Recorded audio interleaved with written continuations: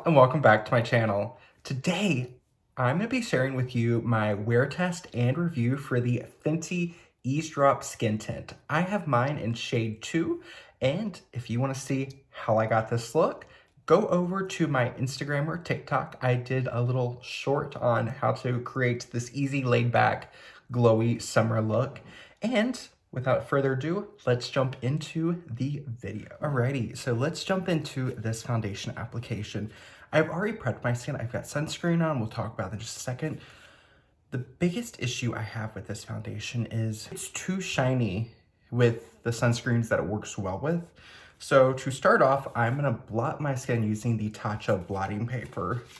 You can use any blotting paper. These are just what I have. They're one of my favorites, but they're kind of pricey. So we're gonna take a sheet and I'm just gonna blot mainly in the kind of T-zone. And right now, all I have on my face is just my sunscreen. And by blotting it, this will remove any type of excess oil from the skin to give the foundation a better chance at lasting. Because this has not been the most long-lasting formula, so kind of gross, but that's all the oil the blotting paper took off my face. This week, when I've been testing out this foundation, I haven't used a primer, and the application is really nice, but I found, especially in the footage you'll see from yesterday, where I did my check-in before I washed my face, the concealer and everything had stayed on really well, but my foundation had pretty much worn away. So I want to add a little bit more of a mattifying grip to the center of my face where I want the most coverage. And I'm gonna be using the Tatcha Liquid Silk Canvas, and the mini size is still going strong. I shared with you all a while back over on Instagram that I was terrified of this mini size running out, so I purchased the full size. And this mini size, it's very deceptive. It just keeps going, which is a great thing. I mean, great value for the money, and that means the larger size should last even longer. So I've got a thin layer of that, as you saw, primarily in the center of my face, and I kind of feathered it outwards. So now I'm gonna go in with the Fenty Eaze drops. So with this one, give it a good shake before you apply it. And then I've tried with a brush, I've tried with a sponge. So the best way I found to apply it is to shake it really well and then apply with your fingers. So I like to start off in the center of my face where I want the most coverage. And then I'm just gonna kind of feather it out. You can see it kind of gives a very light tint to the skin. It stays looking very skin-like. I mean, for me, that just one layer across my forehead, I want a little bit more coverage than that. So I'm gonna build it up a little bit, and this can be built up fairly well, but I find a sheer to light coverage is really all you're gonna get. So if you have less to cover, or you like a less perfected looking base, or you have less redness, you might really enjoy this level of coverage. And I am sorry if you hear background noise. They are working on installing our backyard, so it's a little noisy here today.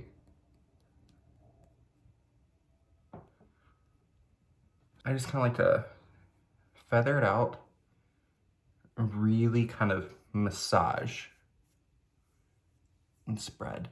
And when you're blending out with your fingers, don't really press down like you would with a moisturizer. You're just really kind of gliding it.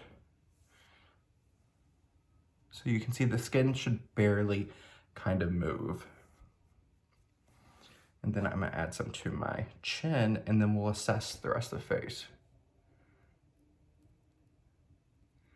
And then kind of like when you're using a beauty sponge or a brush, if you stipple, which is a fancy name for this kind of like bouncing motion, you can get a little bit more coverage, but at the end of the day, you're not gonna get more coverage than the product is really designed to give you.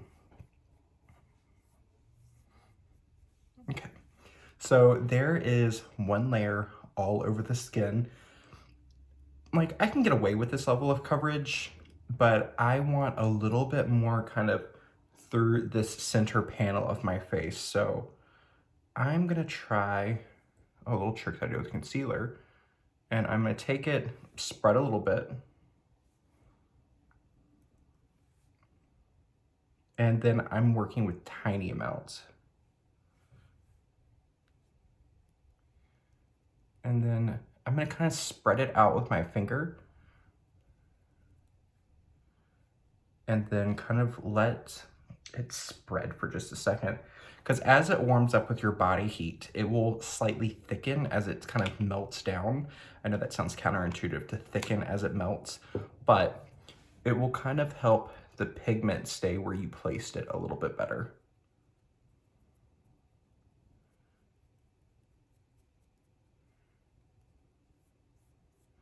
So you can see that does give us a little bit more coverage. And I'm happy with like this kind of like solid light coverage I've got. I mean, we can still see our natural skin texture. As soon as I blend this out, I'll come in closer so you can see my skin up close. I definitely feel like blotting my skin helped a lot with this application. Which, you know, I mean, it's not a bad thing. It's an extra step. It's a step that I don't really need to take with any other foundation. So there we go. So one light layer all over the face, and then I have applied a little bit of that second layer, just kind of in the center panel of my face to help add a little bit more coverage to my areas of concern. Sometimes I can get a little bit of settling around areas that have hair, so I just like to use my Artis Oval 7 and take it around my hairline just to kind of smooth the product for a more kind of seamless effect. You don't need to use an Artis brush. They're expensive. You can use any type of brush that you want to. Another one I like from the drugstore is this one. It's one of these little brushes from EcoTools. It comes in a set of 3. Really nice. It's not the best for applying your liquid foundations all over. It's really nice for kind of blending and taking the edges off different things. So really enjoy that brush. I mean, if you don't have facial hair, you don't really need to do this step. Blend it out, that foundation, and we're gonna let it set, warm up a little bit, and that will help me better gauge where I wanna add concealer later, but we'll come in closer so you can see my skin up close. So you can see I've still got spots of hyperpigmentation.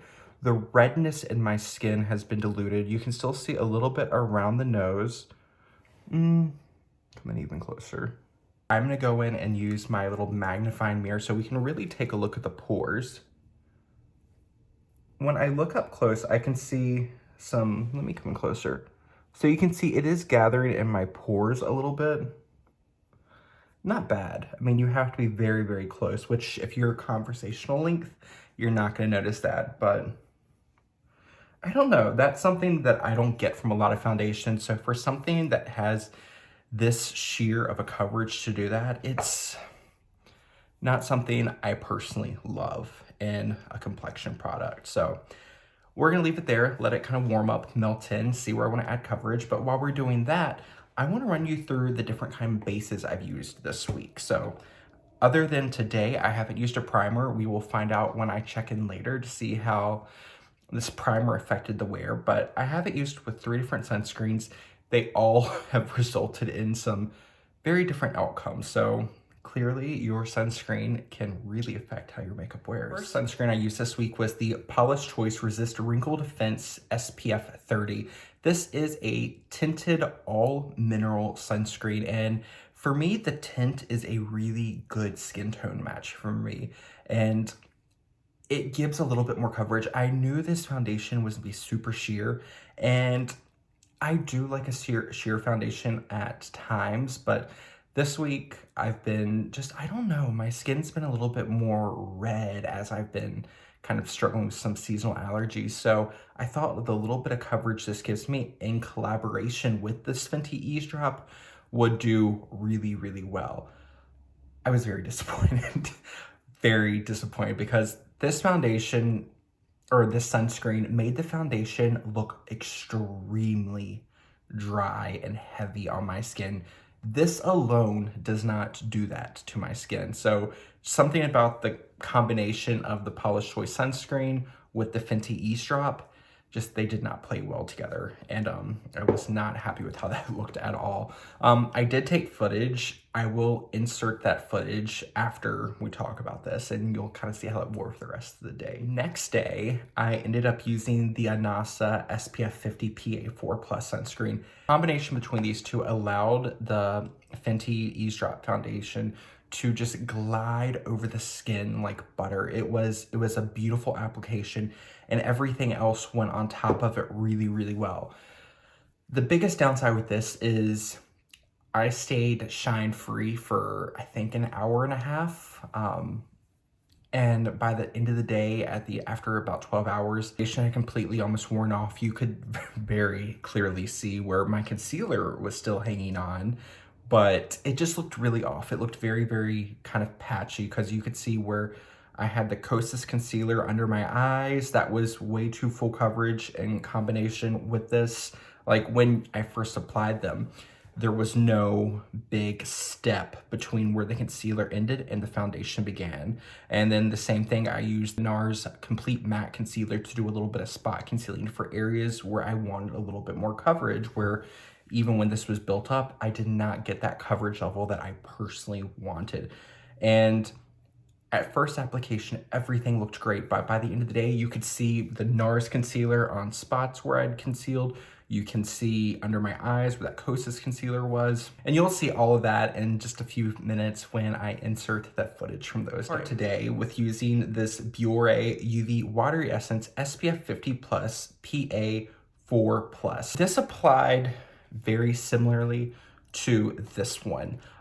These are both Japanese sunscreens and they apply so well. I've been trying more and more Japanese sunscreens and they are really good. Like they don't get greasy, they don't look shiny, they don't sting around the eyes. Like this is a combination between chemical and mineral. This is all chemical. Neither one of these sting around my eyes. And a lot of our Western SPFs that have chemical filters can sting around the eyes. Even my beloved La Roche-Posay and Thielos Kid sunscreen, if I get it too close around my eyes, it can sting. So that's a great thing with these. So I will link these down below. Finish the rest of my makeup. I will insert that. That should go up before this video goes up, and that will be over on my Instagram as a reel as well as TikTok. So hop over there, check that out, and then we will come right back and I will give you the final verdict for this foundation. Alrighty. And I'm back with my full face on. All the products I have on will be linked in the description box down below. But now I want to kind of give you like my kind of final thoughts on the foundation and do I think it's worth it? For me, I have it in my collection. I'm gonna keep it, I'm gonna play with it. I like how it layers and looks for days like this where I want to use just very laid back, easy makeup, no fuss, low coverage, because there's some days where you just don't want a lot of coverage and you just want laid back makeup, and that's what this is good for. This is great for anyone who doesn't want a lot of coverage. You're not going to really exceed a very sheer to sheer light coverage. Like I feel like you cannot even build this up to a light coverage, because I feel like for me, with like my hyperpigmentation I have, my redness, you still see more than about 75% of my natural skin. So 75% of natural skin showing through is what I consider to be a light coverage. And for me, I don't feel like I quite hit that percentage for my personal taste. That being said, I really enjoy how this looks on the skin in combination with these two sunscreens. I feel like if you're gonna use, which you should be, everyone should be using a sunscreen every single day, rain, snow, or shine. But this for me feels more like a spring, summer skin product, because it's not a foundation. I keep calling it a foundation, but it's technically a skin tint. Using something like a satin to slightly more luminous sunscreen under this, you might really like how it looks. It's gonna give you that very kind of like model-esque, no makeup kind of effect to the skin. And that pairs really, really well with like your kind of a cream blush, cream bronzer, cream highlights, cream shadows, just a brow gel through the brows and a tinted balm. I mean, that's basically what I have on right now, and those products will be linked down below in the description. So is this right for you? I feel like you will enjoy this if you like that kind of more laid back, no coverage or very light coverage kind of look. Those who like really full on, full glam makeup, this is an easy skip. I guess my final stance, I'm kind of struggling to figure out, because for me, I do need to kind of finesse how I prep my skin for the makeup. I had to kind of play with how I apply it. And for something that is so sheer, it required a bit of manipulation, and there's products out here that give me a similar result that require less efforts. Like, let me grab one to show you. Chanel Le Beige Water Fresh Tint.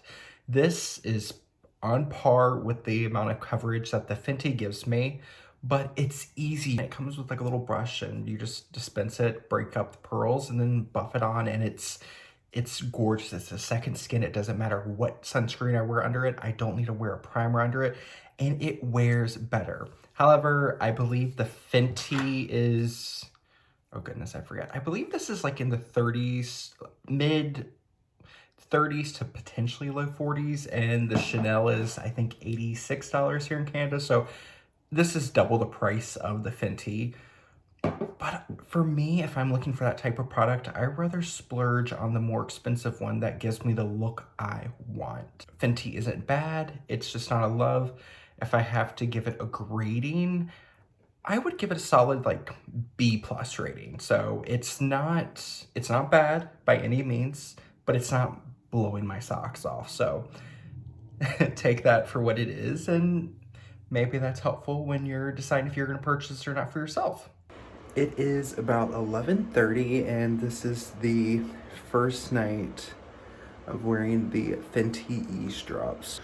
It's pretty much worn off on my chin, and I'm getting some settling kind of right through here. I'm seeing wear on the side of my nose. The concealer has hung on, so the Kosas concealer is staying on and staying in place. The foundation isn't bad. Tomorrow I want to try it out with a different sunscreen. Today I used the Paula's Choice, so maybe since this is more of a matte finish, this is kind of skewing the way this looks, because this is supposed to be more of like a natural finish. So we'll try it out tomorrow with something different, and hopefully I like it a little bit more than I did today. So I will see you tomorrow. This is the end of our second day wearing the Fenty Eaze drops. I can see like through here where my concealer has stayed on. Foundation is definitely more luminous than it was on day one, and a little bit of settling at the corner of the nose, nothing crazy. So definitely wore much better than it did the other day. Would I wear this concealer with it again? Probably not. The concealer I have on is the Kosas Revealer Concealer under my eyes, and then for sunken spots concealing, I'm wearing the NARS Soft Matte Concealer, and concealer has stayed on, but it's looking a little odd with the combination with the foundation underneath. So here is the end of day 2. All today. It's about 9:30, which means I've had this foundation on for 9.5 hours. So definitely not a short day of wear. And let's see, no real creasing around the nose. I've got a glow, but I don't feel like any more glow than I did when I first applied the makeup, which is a really, really good thing. I mean, today might have been the best wear day for the Fenty Eaze Drop foundation that we've had yet. Alrighty, so that is going to conclude today's video. I hope my review of the Fenty Eaze Drop foundation was helpful, and hopefully it will help you determine if this is going to be a new skin product for you going into the warmer summer months. So If you enjoyed this video, I would greatly appreciate it if you subscribe to my channel if you haven't already, give this video a thumbs up, and share it with someone that you think might like it. I will see you in the next video. Bye, y'all.